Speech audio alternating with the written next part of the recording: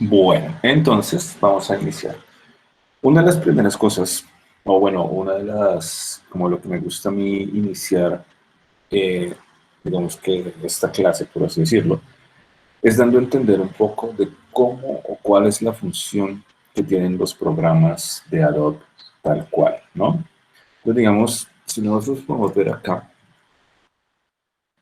digamos que en este momento eh, podemos ver aquí un poco como, esta es como la plataforma de Creative Cloud, que digamos, está, pues, son como las opciones que me salen a mí al tener el archivo de pago y todo el asunto.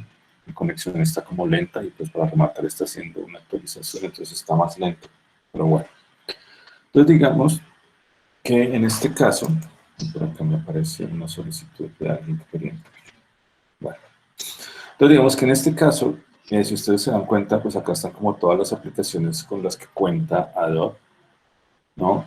Digamos, son varias y una de las cuestiones interesantes de estas aplicaciones es que ellas empiezan a tener unas funciones específicas. Entonces, cada uno de sus programas está creado y funciona para algo concreto, ¿no?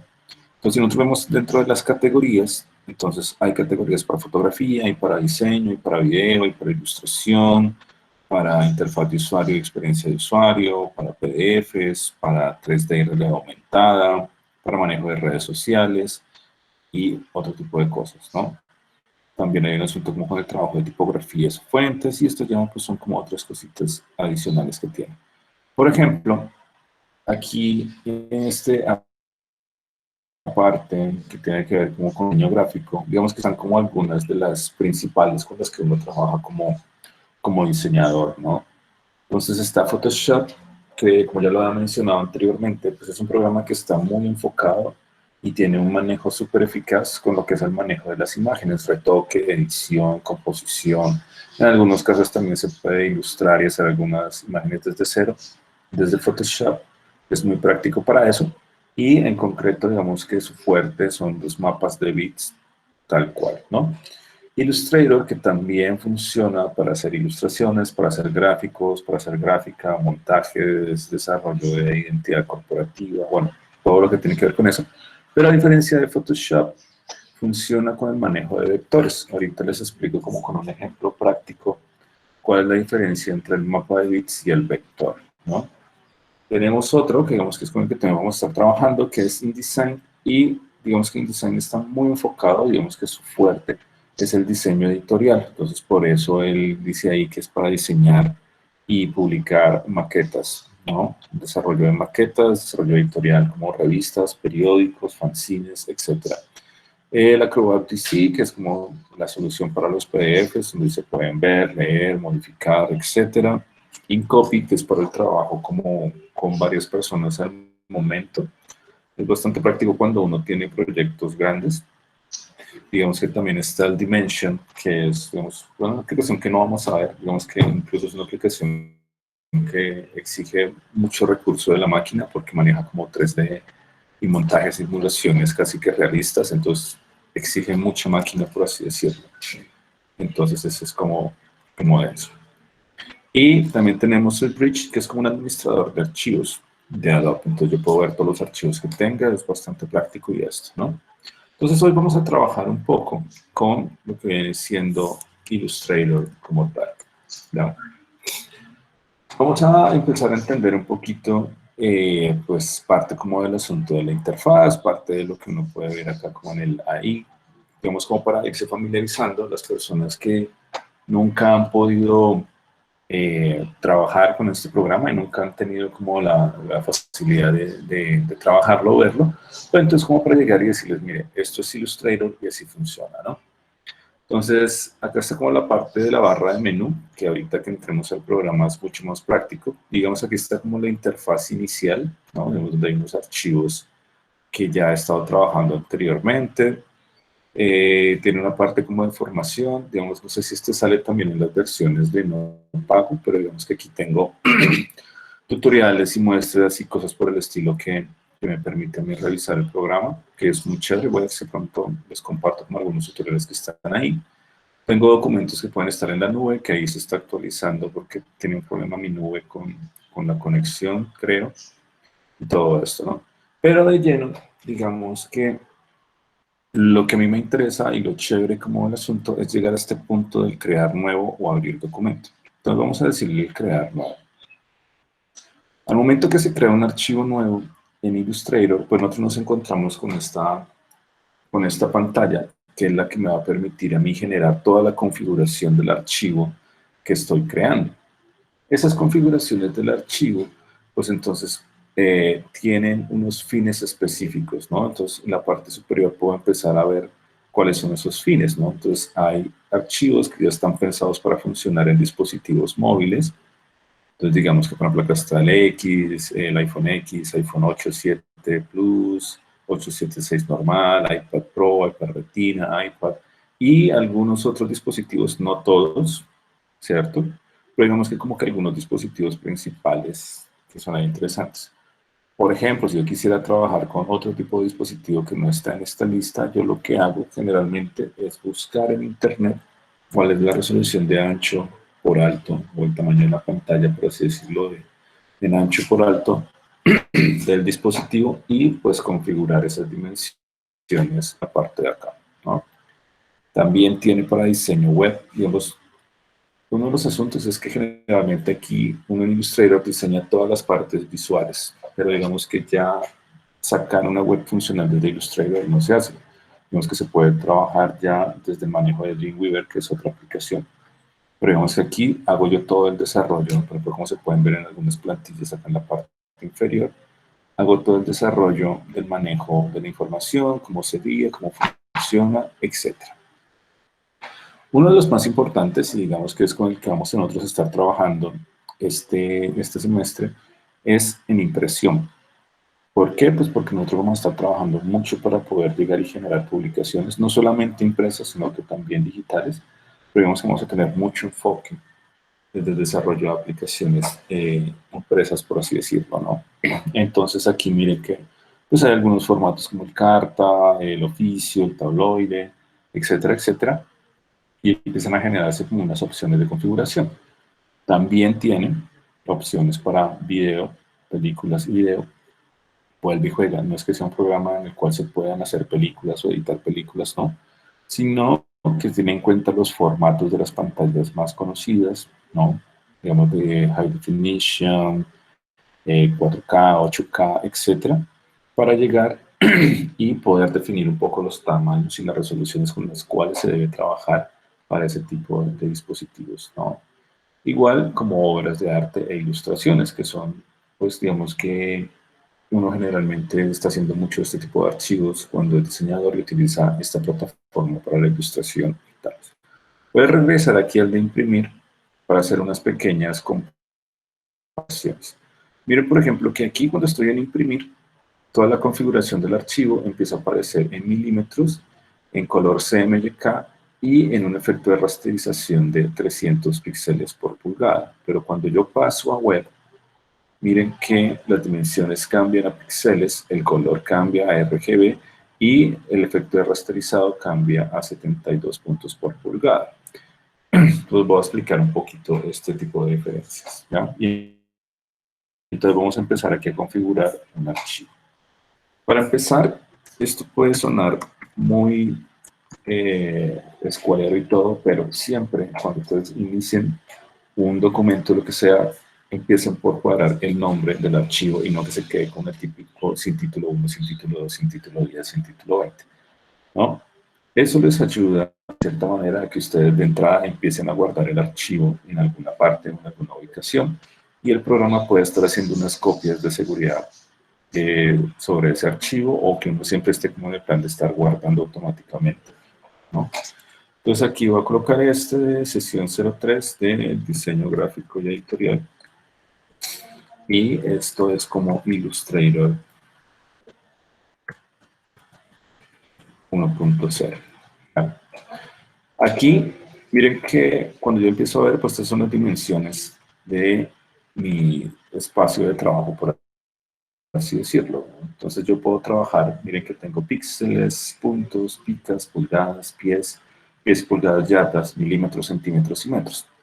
Como estoy trabajando en algo que es tangible y que es en físico, entonces es muy práctico trabajarlo, ya sea en milímetros, centímetros o metros. Obviamente que ya trabajarlo en centímetros o metros me está diciendo, o yo estoy pensando en un archivo que va a ser muy grande, ¿no? Digamos que yo voy a hacer una valla que es de 20 metros por 5. Entonces ahí, para que las medidas no se vuelvan como tan complicadas, pues puedo trabajar en centímetros o en metros.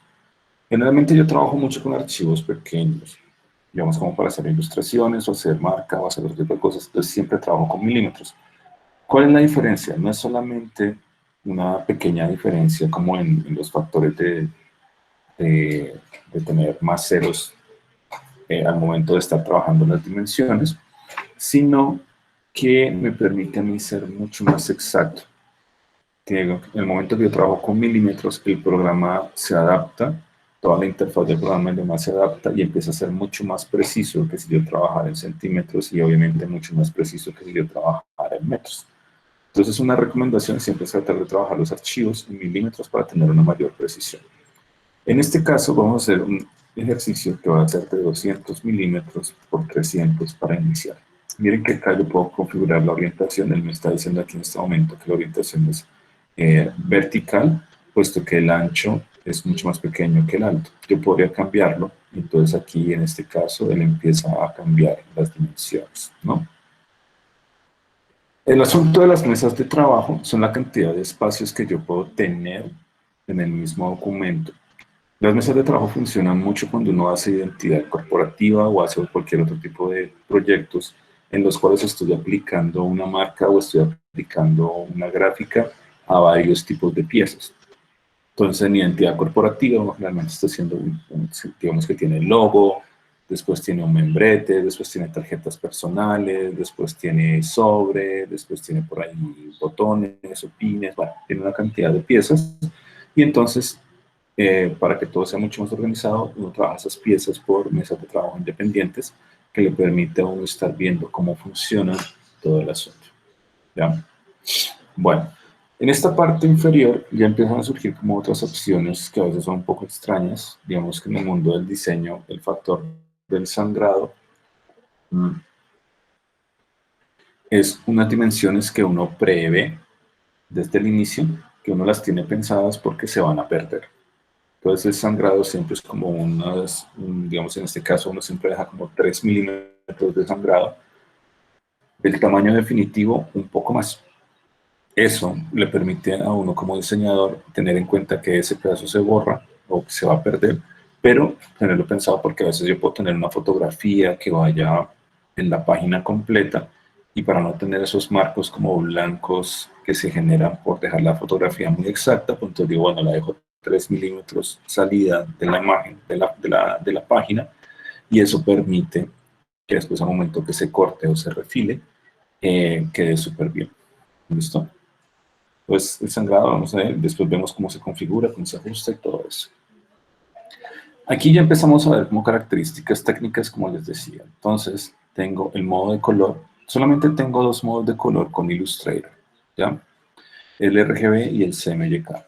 Ahora, como ustedes bien saben, o bueno, pues digamos que para entender un poquito de qué viene ese RGB o ese CMYK, pues los colores RGB son colores luz, que vienen desde el red, green and blue, ¿cierto? Del rojo, el verde y el azul, que son los colores, o digamos que la mezcla de esos tres colores es el que genera todo el espectro de color en las pantallas de cualquier tipo de dispositivo, tablet, computador, televisor, etc. Cualquier pantalla que ustedes vean de un celular o de lo que sea, trabaja con colores RGB. Por eso, cuando estamos viendo el ejemplo del diseño web o en dispositivos móviles o película y video, estaban en formato RGB, porque de una me está diciendo a mí que tengo que trabajar con ese modo de color para que los colores se vean tal cual se pensaron, para que toda la composición se vea tal cual se estaba iniciando. Y en contraposición, pues tenemos los colores CMYK. Los colores CMYK son colores pigmentos, son colores para impresión. Entonces, digamos, ustedes han visto en las impresoras de su casa, los que tienen, y todo ese asunto que siempre dice el cartucho de cian, el cartucho de magenta, el cartucho amarillo, el cartucho de negro, todo ese tipo de cosas. Entonces de ahí viene, porque entonces son pigmentos, es físico, no es como la cuestión acá de la luz que está reflejada en la pantalla, sino que viene siendo todo un desarrollo de los elementos de 4 colores que al mezclarse generan todo el espectro de colores que podemos tener a disposición. Entonces de ahí siempre funciona sobre eso. Entonces recuerda, siempre que ustedes vayan a hacer un proyecto o tengan un proyecto que vaya a ser impreso, que ustedes saben que después tienen que imprimirlo o algo por el estilo, lo trabajan en CMYK. Pero si ustedes saben que algo que tienen que hacer va a funcionar para pantalla, por ejemplo, tienen que enviar un trabajo a un docente en un correo, entonces ya saben que es para pantalla. Si van a hacer el manejo de imágenes para redes sociales, entonces ya saben que es para pantalla y todo ese tipo de cosas. Entonces, por el momento vamos a trabajarlo en CMYK. Otro asunto que es importante tener en cuenta, ya que estamos hablando de eso, es este asunto de los efectos de rasterizado. Entonces, los efectos de rasterizado es la calidad con la cual el programa va a guardar el archivo y va a exportar, si es el caso, las imágenes o va a exportar los gráficos que surjan de este proyecto. Entonces, tenemos la calidad alta. Se dieron cuenta, él por defecto estaba en alta. ¿Eso por qué es? Porque cuando estamos hablando de impresos, una de las funciones es tener la máxima calidad para que los impresos queden con la mayor calidad y definición posible. Pero dentro de esos 3 o 4, mejor dicho, que están ahí, les explico un poquito del porqué de cada uno y cuándo se tiene que utilizar cada uno de ellos. Está la resolución o el efecto rasterizado alta, que es de 300 puntos por pulgada. Entonces imagínense, una pulgada es un pequeño espacio que tiene alrededor de 2 centímetros. Eso tiene una pulgada, ¿ya? Pero entonces esa pulgada dice que tiene 300 pequeños puntos que van en hilera en esos 2 centímetros. Entonces es algo súper definido. Ese tipo de cosas se utiliza cuando se hacen impresiones de alta calidad o impresiones tipo litográficas o impresiones ya, que digamos, voy a hacer un libro ya con todos los juguetes, digamos, sacar 100.000 ejemplares de un libro que se hace en un proceso de una imprenta tal cual. Entonces se utiliza eso para el quemado de planchas y para que la calidad de todo el proyecto quede súper bien. ¿Listo? Después está la calidad media de 150 ppb, que viene siendo pues obviamente la mitad del otro. Yo generalmente suelo utilizar mucho el 150 porque la mayoría de proyectos que trabajo son para impresiones, digamos, o que hago aquí en mi casa y todo esto son para impresiones que no son de largo aliento, que no son para editorial, sino que, digamos, voy a hacer un set de stickers, entonces eso lo imprimo en un plotter de impresión. Entonces, para ese tipo de impresiones, que son tanto las caseras como las impresiones digitales que uno generalmente encuentra en la ciudad, pues la resolución recomendada es de 150 ppb. ¿Eso qué hace? Digamos, disminuye el peso del archivo un poco, ¿cierto? Pero la calidad no se pierde, que diga uno como que no, es que se va a ver súper pálidas, no. ¿Esto por qué pasa? Pasa porque la mayoría de máquinas, impresoras, etcétera, que nosotros tenemos a nuestra disposición, o las impresiones, digamos, de impresión láser, o este tipo de sitios donde uno lleva archivos para imprimir, las máquinas que se tienen, pues digamos que todo este tipo de máquinas tienen un tope de resolución. Entonces, por más que yo quisiera darle más resolución, la máquina solamente llega como hasta un punto de resolución estándar, que de ahí él no puede aumentar. Entonces, por eso es que siempre tiene como la media de 150. Si le pongo más, no va a haber ningún cambio. Ya, efectivamente, si yo le pongo menos, se va a notar un poco la diferencia, pero vemos que para impresiones caseras o impresiones de corto tiraje, con una resolución de 150 funciona perfectamente. La tercera, como dice su nombre, lo dice perfectamente, pues son de 72 puntos por pulgada, y entonces se dice que son para pantalla. Por ejemplo, si ustedes en este momento se acercan así súper cerca a su celular o a su computador, van a darse cuenta que ustedes alcanzan a ver unos pequeños puntos, unos pequeños cuadros, que son los que generan la imagen, ¿ya? Entonces esos pequeños cuadritos son los que hacen que la imagen de verdad exista y uno pueda ver esa imagen tal cual, ¿ya?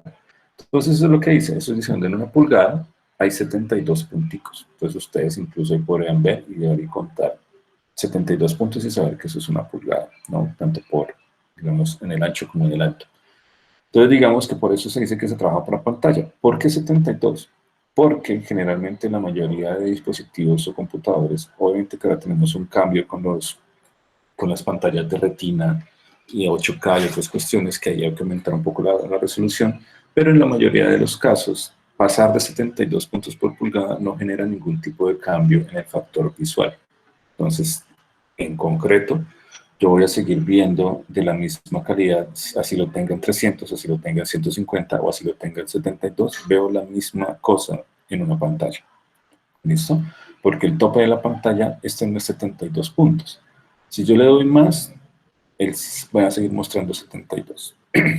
Pero han generado un nuevo formato, digamos que este es nuevo, lo vi como en las últimas actualizaciones de 36 ppp. Ya estaba leyendo, entonces es un formato mucho más liviano que se ha pensado como para publicaciones de redes sociales, posts, etcétera, etcétera. Que desde mi perspectiva, pues no es como muy recomendable bajar tanto la resolución. Digamos que ya trabajando a 72, la calidad de la imagen es buena y el peso es sumamente liviano. Más adelante, cuando veamos ya el factor de guardar y exportar archivos desde Illustrator, veremos las diferencias entre estas resoluciones de una a la otra.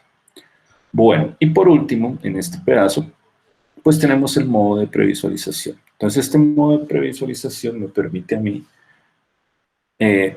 darle algunas indicaciones a la interfaz del programa para que me diga yo cómo voy a ver las cosas que estoy creando. Entonces, hay píxeles y hay sobreimpresión y está por defecto. Entonces, ver los píxeles, a mí lo que me hace, lo que me permite es ver todos esos píxeles son los pequeños cuadros al momento que estoy diseñando.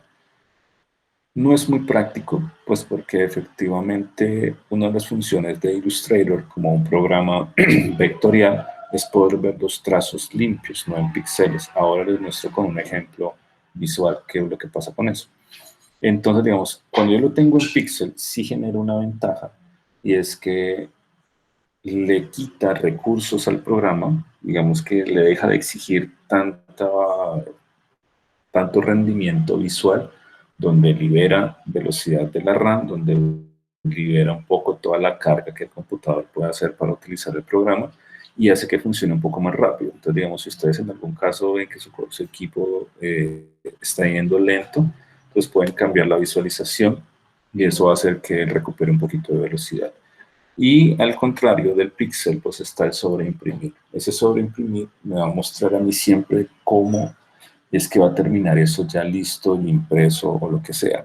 Entonces eso genera que la máquina se esfuerce mucho más en generar unas visuales un poco más realistas. Entonces eso sí va a comer memoria RAM que da miedo. Entonces, el por defecto es un punto intermedio, donde yo puedo llegar, en ese punto intermedio, yo puedo llegar y estar, digamos, tener como el punto donde veo los píxeles en ocasiones cuando tengo que verlos o veo el trazo perfecto de los vectores.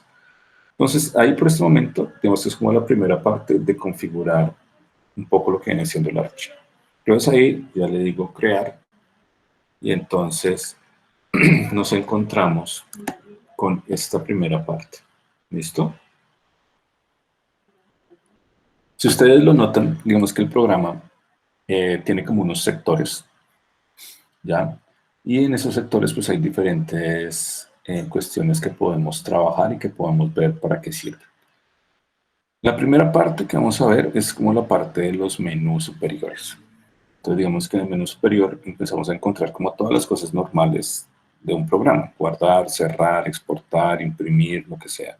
En este caso vamos a entrar un poquito el de guardar porque digamos que me gusta a mí como este factor de ir guardando lo que se va haciendo en el transcurso de la clase. Tenemos esto de la sesión 3. ¿No? Este es del otro grupo, este es de este grupo. Entonces miren que yo puedo guardar en diferentes formatos, dependiendo de lo que yo quiera hacer. Entonces hay un EPS, se conoce como encapsulado PostScript, que digamos podría ser abierto en cualquier programa de manejo de vectores. Es recomendable, a veces cuando uno termina un proyecto ya, por ejemplo, de una imagen o una identidad, cuando se está haciendo ya el logotipo, de tenerlo en versión EPS o CSS funciona. Este Illustrator template es nuevo. Digamos que las últimas actualizaciones de los programas han estado trabajando estas plantillas. ¿Qué es lo que hace una plantilla? Digamos que una plantilla puede abrirse en cualquier versión de Illustrator sin problema. Lo que pasa es que va a tener una pérdida de algunas cuestiones. Puede ser que en algún momento se utilizaron efectos o plugins externos que la plantilla no lo va a guardar y entonces puede correr el riesgo que al momento que lo abro en otro Illustrator, la calidad visual no sea la misma. Puedo guardar directamente desde Illustrator un PDF, puedo guardar versiones de SVG, que es como otro formato muy parecido al EPS, ¿cierto? Tanto el comprimido como el normal para visualización de vectores. Creemos que por el momento vamos a trabajar con el Adobe Illustrator. Siempre es muy recomendable al inicio y hasta que uno termine una ilustración, lo que está haciendo, trabajar con el archivo madre para no tener problemas a la hora de estar manejando plugins o efectos o otro tipo de cosas. Entonces aquí le digo guardar y aquí sí hay una cuestión que es bien interesante. Esto pues me está dando a mí como las configuraciones o las opciones básicas de guardado, ¿no? Entonces me dice que crea un archivo PDF compatible, incrustar los perfiles de estos como de los efectos y otras cosas, usar una compresión, bueno, cantidad de cosas. Pero aquí en la versión, digamos que me empieza a dar a mí la posibilidad de configurar la versión del programa. Esto, digamos que sería un problema muy común si nosotros estamos trabajando o pues si nosotros hemos estado en la presencialidad, porque a veces yo dejaba ejercicios que tenían que hacer en la sala de sistemas y que tenían que terminar en su casa. Entonces, ¿qué era lo que hacía uno? Pues guardar su archivo en el computador de la universidad, enviárselo por correo o guardarlo en una memoria y después abrirlo en su casa. Entonces, muchas veces pasaba que, digamos que en la universidad había una versión CC y digamos que el estudiante tenía un CS6 o un CS5 y no podía abrir el archivo encargado en esta versión más nueva. Entonces era muy común y en realidad sigue siendo muy común las versiones de los archivos. Yo, por ejemplo, tengo la última versión de Illustrator, que es la 2020, puesto que pues, Illustrator se está actualizando constantemente. Pero digamos que siempre era muy recomendable cuando uno pasaba de un computador a otro o llevaba el archivo para impresión y lo llevaban del archivo madre o lo que fuera, de siempre guardar en una versión anterior, ya fuera un CS6 o un CS5, ¿ya? Para poder llegar y no pasar ese pequeño problema que llegué a donde iba a imprimir o donde estaba haciendo el trabajo y la versión era más vieja y perdía el año porque no podía hacer nada. Entonces, por ejemplo, eso hacía uno con las versiones al momento de guardarlo cuando lo iba a llevar a otra parte. En este caso, pues yo voy a seguir trabajando en 2020 porque yo no voy a ir a ningún lado con este archivo, solamente a explicarles algunas cositas. Entonces, digamos que ya tengo mi archivo guardado. Entonces, digamos que tengo algunos menús contextuales que más adelante los veremos con un poco más de detenimiento. Digamos, aquí es como para ir viendo un poco de qué es.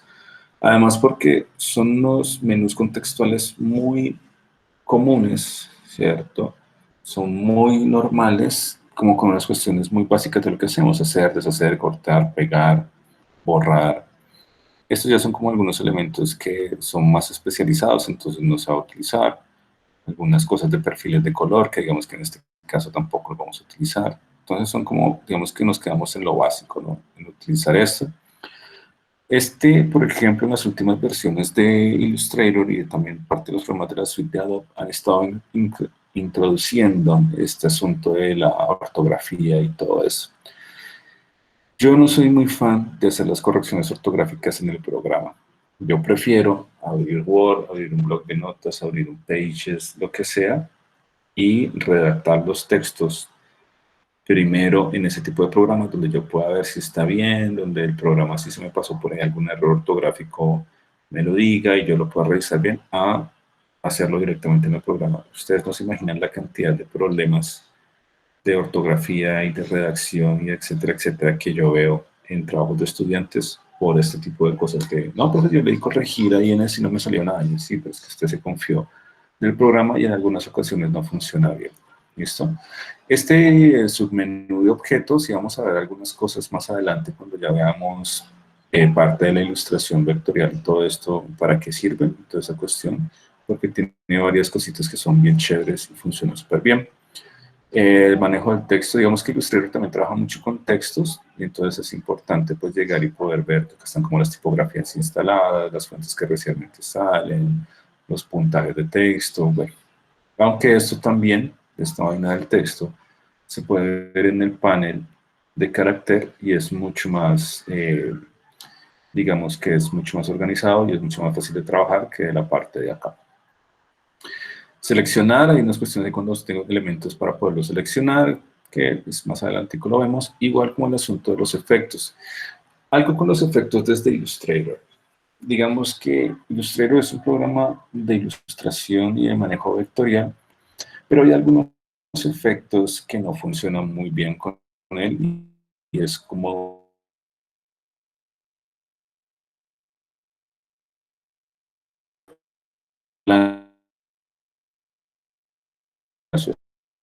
utilizar algún tipo de cosa,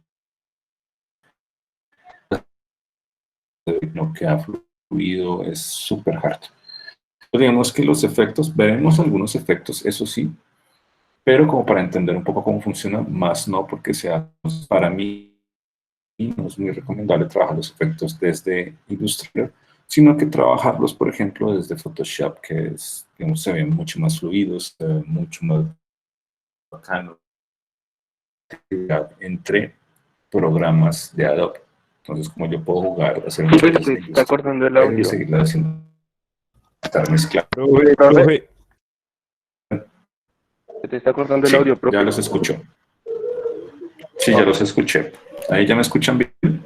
Es que a veces se me va un poquito la conexión, pero creo que en los videos queda relativamente bien el audio.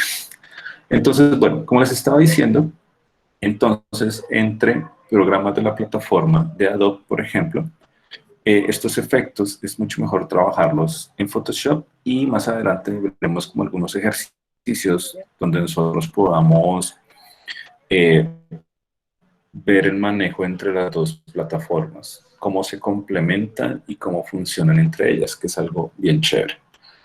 Por aquí tengo como el menú de presión de píxeles. Entonces yo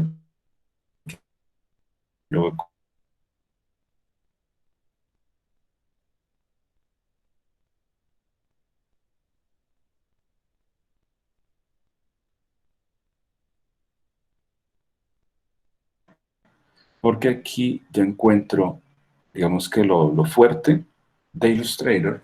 Ay, por acá, ¿qué pasó? Profe, no se No le sé si escucha es en bien. todos. Sí, pero es que a veces se me da un Ay, poquito creo que sí. la conexión, entonces sí tienen que tenerme paciencia ahí porque es por mi internet de Sí, banda. profesor, lo que los últimos como 20 segundos se perdieron. Ah, ok, listo. Entonces les explico esta parte de aquí. Entonces, como les decía, esta parte de la ventana es como uno de los menús más importantes, porque en concreto, en esta parte de aquí es donde encuentro todo lo que puede llegar y hacer Illustrator en sí. Entonces están acciones, alinear. Más adelante iremos viendo algunos de estos, busca trazos. Hoy trabajaremos un poco con el asunto del color, donde están los degradados, estilos gráficos, las guías, ¿no? La información, las mesas de trabajo, las muestras, los pinceles, los símbolos, el manejo de los textos, los párrafos, las transformaciones, las transparencias, los trazos. Entonces, digamos que en toda esta parte de aquí están en concreto lo que el programa puede hacer. Y como les decía, pues estos paneles que me aparecen aquí, los empiezo yo a ver en la parte de acá. ¿Listo? Pero entonces primero vamos a hablar un poco de este pequeño panel que es el panel de herramientas. Las herramientas básicas que tiene un programa como Illustrator, como la herramienta de selección, la selección directa, la varita mágica, la pluma, la herramienta de texto, el rectángulo, pinceles, líneas, lápices, borrador, la herramienta de reflejar, escalar, y hay otras por ahí que yo nunca utilizo, que son como súper hartas, pero bueno, el degradado, el cuentagotas, la cuchilla, la lupa, la mano y otro tipo de cosas. Pues estas herramientas en realidad se pueden configurar para yo trabajar como con las que más utilizo o no. Entonces es como bien interesante esto. Digamos que más adelante les compartiré como un documento donde están los atajos del teclado. ¿Por qué los atajos del teclado? Porque generalmente, digamos, pues yo que ya llevo como un tiempo trabajando con esta herramienta, generalmente trabajo así. Entonces, donde no tengo ni las herramientas, ni los menús, ni nada, pero digamos que yo empiezo a tener todo, digamos como que ya listo, y entonces yo puedo empezar a hacer todas las cosas directamente acá sin trabajar con los menús. Entonces, más adelante veremos un poco sobre eso. Vemos que es un manejo un poco más fuerte y especializado, pero pues luego lo pillamos. Pues acá tengo como las herramientas. Si se dan cuenta, hay algunas herramientas que en la parte inferior derecha tienen un pequeño triangulito. Esas que tienen ese pequeño triangulito, lo que me están diciendo es que tienen más herramientas que están asociadas a esa herramienta principal. Por ejemplo, la herramienta de texto tiene texto en área, texto en trazado, texto en área vertical, en vertical en trazado, etcétera. Esta de retocar texto es súper chévere. Más adelante hay unos ejercicios con esto, es súper bacán. Entonces, digamos que hay herramientas que tienen más herramientas en el fondo. A veces tienen muchas más cosas, a veces solamente tienen un par de cosas súper sencillas, ¿no? Shaper, herramienta suavizar, borrador de trazos, unir. Entonces, hay unas cositas bien bacanas ahí, ¿ya? Entonces, digamos que más adelante veremos esas herramientas, cómo funcionan y qué es lo que se hace en concreto con ellas. Y pues acá, en la parte derecha, yo ya tengo lo que son los paneles. Entonces, por ejemplo, el panel de propiedades, donde yo puedo tener todas las características de propiedad del objeto que estoy manejando. Pues, digamos, si yo tengo un rectángulo, entonces aquí el panel me dice, vea, ese rectángulo está en tal parte de la ubicación XY, tiene tanto ancho por alto, entonces yo puedo hacer como cosas con ese cuadro acá, ¿ya? Las capas para mí son como súper importantes porque yo generalmente cuando estoy trabajando o se trabaja con Illustrator y ilustración, uno va haciendo muchas cosas. Entonces, por ejemplo, si está haciendo la ilustración de una cara, entonces uno empieza a hacer, no, lo que pasa es que estoy haciendo los ojos, entonces es recomendable hacer los ojos en una capa, después la nariz en otra capa, después tal vaina en otra capa, y entonces acá en la parte inferior, un poco este panel que está como súper por allá abajo, puedo crear nuevas capas, entonces en estas capas yo voy colocando más cosas y voy creando, si no me gusta, pues ya las puedo ir borrando, las puedo agrupar, hay una cantidad de opciones con eso. Este es uno que utilizo mucho, que es el de acciones, pero digamos que en concreto vemos como el de muestras, el trazo, entonces ver el trazo, cuál es el grosor del trazo, cómo va a funcionar, el de color, que hoy vamos a trabajar mucho con este de color, y otras herramientas como el degradado, hay unos guías de color que a veces funcionan muy bien, a veces son súper hartas. Este buscatrazos también va a ser uno que vamos a trabajar mucho más adelante porque nos va a agilizar el tiempo de trabajo en ilustración. La lineal siempre es necesario. La herramienta de tipografía, como ya les mostraba, digamos que para mí es como que está muy bien organizada y tiene muchas opciones porque pues hago muchas cosas que a veces tienen que ver con editoriales, manejo de textos, etcétera. Igual ahí también está como lo de los párrafos, también está lo de las características de OpenType y un asunto con los glifos y todo eso. Entonces hay varias opciones dentro de esos paneles como tal. ¿Listo? Bueno, entonces, digamos que en concreto, esas son como las bases que hay que tener muy en cuenta al momento de empezar a enfrentarse con Illustrator, ¿ya? Un sentido que les quiero mostrar aquí como que rápidamente. Este es el programa que yo les sugería, que es el Inkscape, ¿cierto? Si nosotros vemos el Inkscape, por así decirlo, digamos que el programa es muy similar. En concreto, miren, tengo también unos menús en la parte superior y pues miren que tienen los menús en concreto cosas muy similares, ¿ya? Tanto el objeto como cosas, los textos y demás. Tengo unas herramientas también bien parecidas. Obviamente, pues que no así que uno diga que bruto, esto es igualito a Illustrator como tal. Y también tengo por acá un panel que funciona según lo que yo esté trabajando. Entonces, digamos que este era lo que les decía, como la versión free o freeware mm, para compensar el uso de Illustrator. Entonces, digamos que los que pues, les presente problema instalar el Illustrator o tener la versión full, sea como sea, pueden empezar a hacer algunas cosas con Inkscape, que más adelante pues vamos viendo cómo resolvemos. Igual es un tipo como de cacharrearle, yo lo estoy como revisando y sí es muy parecido a AI como tal. ¿Listo? Entonces, bueno, voy a parar esta primera parte, aquí, de tener esta grabación, para explicarles ahora el siguiente ejercicio que vamos a hacer.